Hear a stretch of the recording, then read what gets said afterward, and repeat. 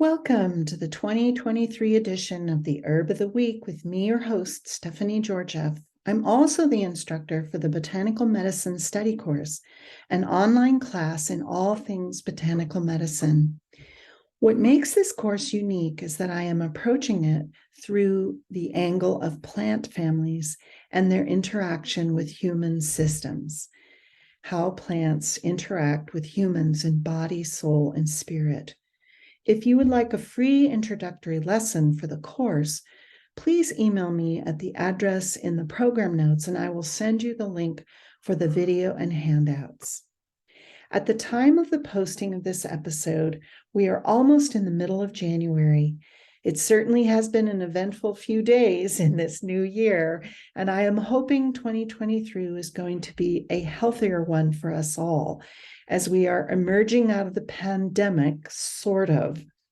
I am, as promised, going to explore this week one of the precious herbs given by the Magi to the Christ child, as we are still in the season of Epiphany. In the coming weeks, we will be exploring herbs that are good for immunity and also tonic to the organ system of winter. And this organ system is the organ system of the Chinese medical paradigm, which is the water network. And obviously, it involves the kidney and the bladder.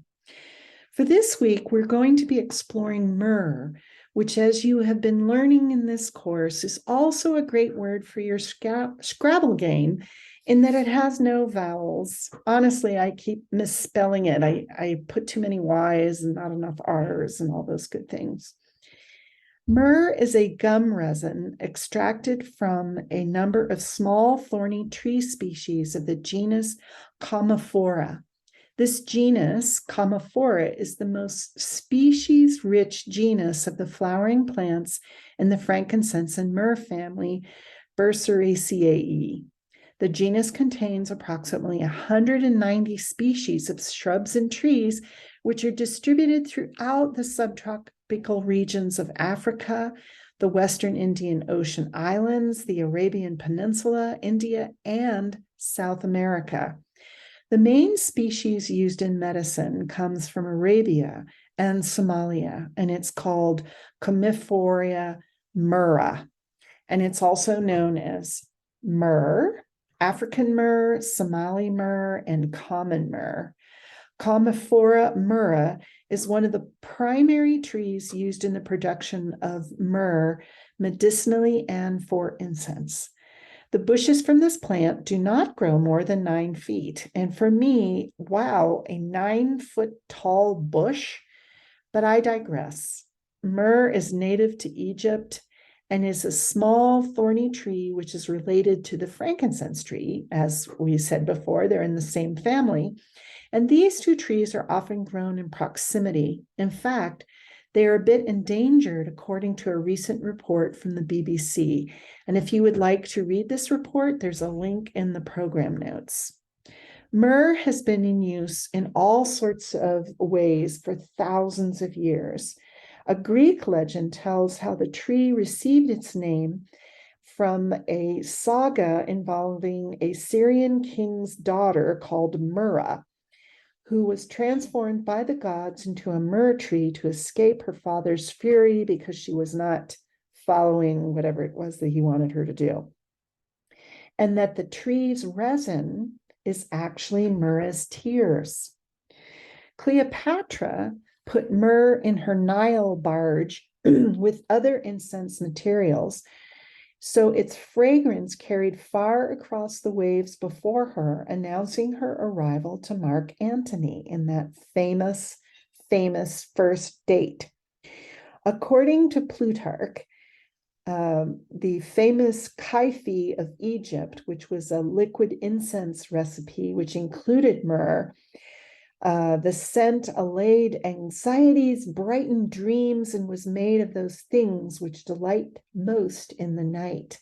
Wink, wink, wink.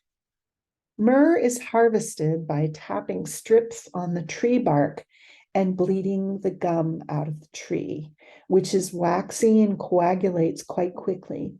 After the harvest, the gum becomes hard and glossy. The gum is yellowish and may be either clear or opaque. It darkens deeply as it ages. And actually, this is how, if you are having trouble discerning the scent, myrrh tears, which look like little resin pellets, are really brown, where the frankincense is definitely amber color.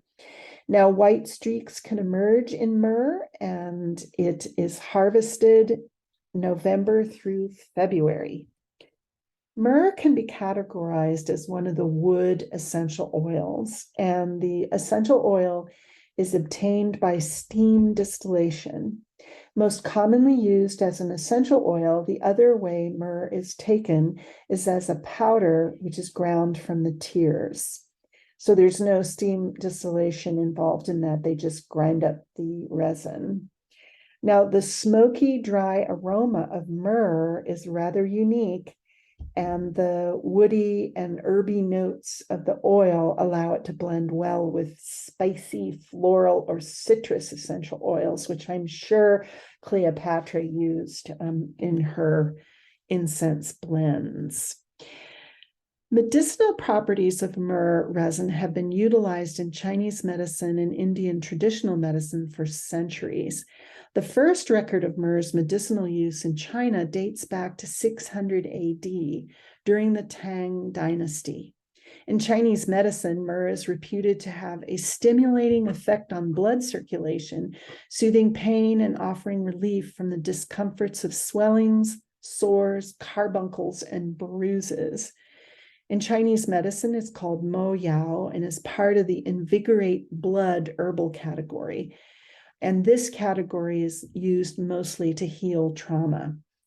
The herb myrrh enters the heart, liver, and spleen meridian, and these are actually the three organ systems in Chinese medicine that are most responsible for blood circulation, etc.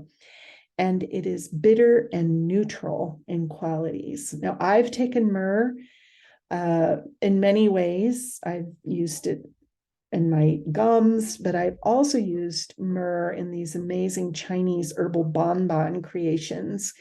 And their myrrh is mixed in with frankincense and other herbs. And you have to go to Chinese herb stores where there's Chinese people running them and ask for them special, as they are not on the shelf. And wow, these things are magic, let me tell you. I banged my head on a telephone pole and right on my eyebrow, causing a big black swollen eye. And the lid was shut from the swelling. And it was almost immediate. And I went to school with my face like that, and one of my instructors couldn't stand looking at me anymore. So she gave me a special prescription and told me exactly where to go, this special herbal pharmacy in Oakland, California. And they gave them to me, and they're really interesting. They're elaborately wrapped. They come in these beautiful boxes, and then inside they're, wrapped in all sorts of interesting papers, and then they're dipped in wax, and you have to crack them open, and then the bonbon comes out. And so I went home and I was working on a paper. So I was sitting in front of my computer with one eye shut, and I took this herbal bonbon, and within half an hour, my eye started to open. The swollen shut eye started to open. And within a couple hours, all of the swelling was down, and I had no residual bruising at all. In fact, it was so dramatic. My neighbors, who had seen me all beat up and felt sorry for me, the next day when I was going down to my car to go to school, they were like, "What happened to you? How did that work?" And I told them, and they just couldn't believe it, but that's up to them. But they were certainly astonished by my improvement. Now, myrrh oil and myrrh resin is used for similar applications in traditional Ayurvedic medicine, which attributes revitalizing and tonic properties to this resin. In Ayurveda, it's called bola, and apologies for my Hindi pronunciation, and is used to stimulate all three doshas. It is mainly prescribed together with frankincense in case of traumatic pain and inflammation. And it's also used for diseases such as arthritis and to heal fractures. In Western herbal medicine, myrrh is considered a vulnerary or wound healer. The word vulnerary means wound healer and has been traditionally used to prepare ointments to soothe burns, cuts, wounds, and bruises. By facilitating the regeneration of skin tissue, it's known to accelerate the healing of skin ulcers, sores, and lesions. Myrrh is excellent as a remedy for healing oral problems, such as receding gums from infection. Now, if you have infected gums, okay, that is really dangerous, and you really need to go see a dentist, and he or she will refer you to a periodontist because you need to have this addressed because you're at risk for a heart attack. Gum health is related to heart, so you need to be careful. And so you can use myrrh oil while you're waiting for your surgery and also as something to recover from that. And it's also good for recovering from any sort of dental surgery. So if you're having wisdom teeth removed or a tooth removed or putting in an implant, you can put the myrrh oil around where the surgery occurred and it will help speed the healing. Now, because of this quality, you can find myrrh in toothpaste and mouthwash. And myrrh resin is widely used in dermatology for the treatment of skin ulcers and sores. And you can also find it in some very fancy skin creams. Myrrh resin has been used in cases of tumors, arthritis, trauma, and fractures. And it also improves blood circulation.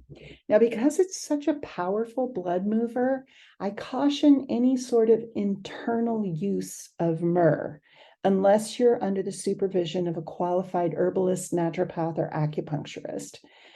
We don't want you potentiating any type of drug that you're on that's like a blood thinner or something like that. This is very serious stuff. This is a powerful gift from nature. And if you take this and bleed to death, I'm going to get sued. So please use this with caution internally, like taking it as a tincture or a pill. Now, topically, the essential oil is very safe, but taking internally, it's very strong. So you need to not only be under the care of a qualified herbalist, but you also need to tell your physician what you're doing, especially if you're on any type of pharmaceuticals. Now, according to a research article on PubMed, the resin of myrrh has 27 organic compounds and 62 inorganic elements.